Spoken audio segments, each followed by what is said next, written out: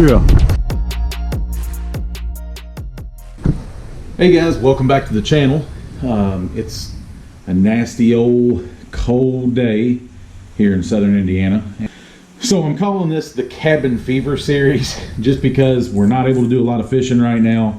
With the lakes are kind of partially frozen in places. It's going to be hard to get a boat in right now. So what I want to talk today about is crankbaits. And when to pick the right color and how to pick the right color of crankbait in that late winter, early spring push. There's a misconception that in the early spring or late winter, really late winter, those fish need the sun to be active. That's not always the case. So in this situation that I'm going to talk about here is those cloudy, south wind, warming days where you have a warming trend coming in, water temperatures trying to rise, especially if you've had a warm night the night before. Those fish are ready to start pushing up. So where I like to target is that vertical structure that we've talked about in a few videos past, basically that 45-degree angle bank. Those fish are still going to be there because that's where they winter. They're going to winter there. Those steeper, bluffier banks or the 45-degree angle banks, they don't have to travel as far in the water column. Move vertically instead of horizontally. So what I like to do is find those tight banks that connect to a flat to where those fish have that area to push up. So I like to get to where the flat starts, the deeper water is still on that 45-degree angling bank, and that's where those fish tend to group up before they start to make that move.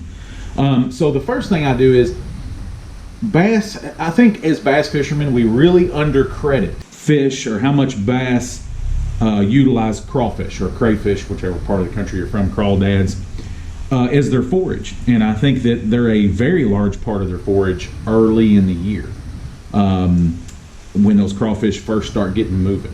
And I think we really underestimate that. So when the water gets to about 50 degrees, the crawfish are starting to make that push. They're starting to move out of their winter haunts or their winter areas, and that's when their mating season kind of starts, when that water gets that 50-degree range. So the male crawfish get out, they're walking around on the rocks, and they're looking for a date. So that's when the bass really start to forage on crawfish. You see that water temperature, the upper 40s, lower 50s. That's when crawfish patterns really start to produce.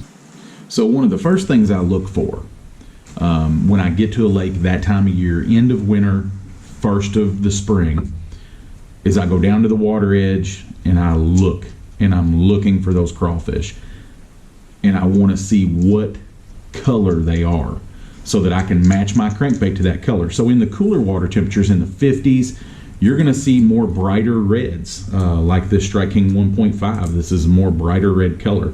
You're going to see more of that. As the water warms, it's going to become more of a muted red, like this Fritz side that has a little more orange in the belly. That's in that mid 50-degree range. Then when you get towards the 60-degree range, upper 50s, you're going to get more of this spring crawl type color that's got oranges and yellows in it. But I always start on riprap. Riprap's a great place for crawfish. Lots of cover, plus all the rock really warms the water. And the fish just tend to live on that in that late winter, early spring.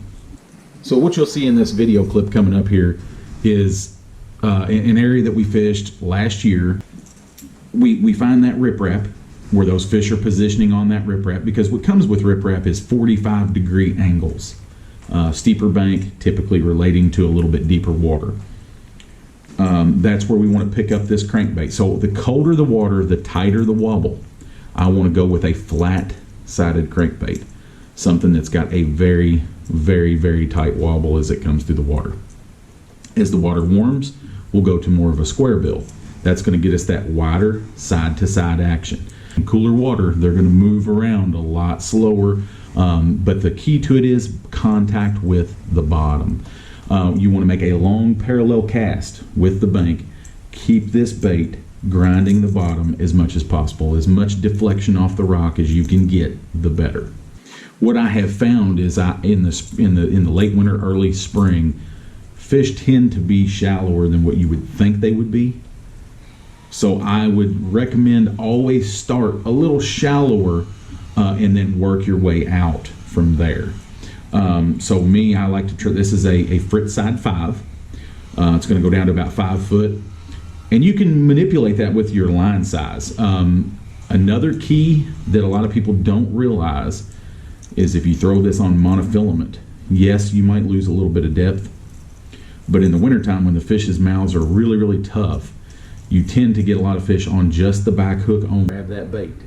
That monofilament stretches and gives them that much more time to get the bait and get that hook buried better. So another key thing I like to do is, besides the monofilament line, is I like to use a 7-foot medium action rod just to get that little bit more give, a little bit more forgiveness with a fast tip. You could go with an extra fast tip. I like just a regular fast tip on it. This one here is an All-Star Nano, and this is 7 foot, and it is a fast medium action, fast tip medium action. So typically with this, I'm going to be throwing this with 12-pound mono. You could go down to 8 or 10 even to get that bait a little bit deeper, and you could throw it on fluorocarbon. I just like mono in the spring of the year when those fish come up. It just gives a little bit more to help those fish engulf that bait.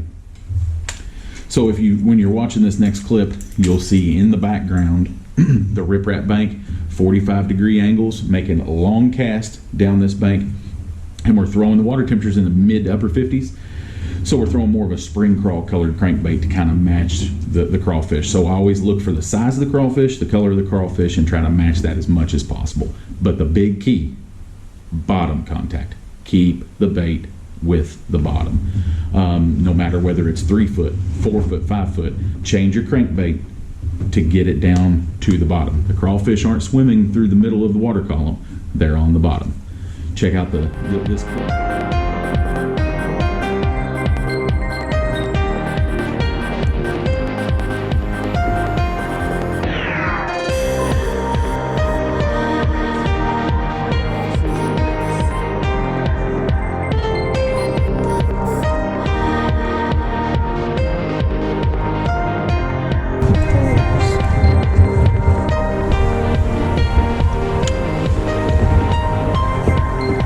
Fish have we caught?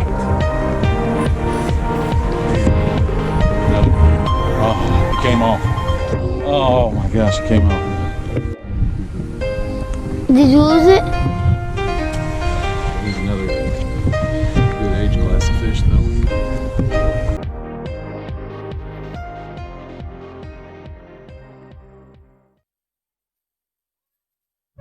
Nanny and Boo Boo, you kick our butt, Will.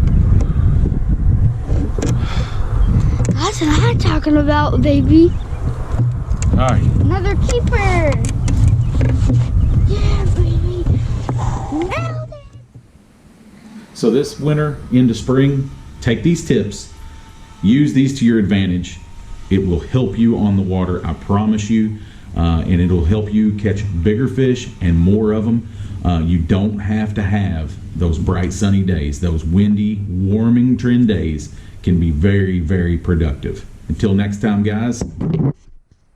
Smash that subscribe button, punch that like button, and share it. See you on the next one. We out.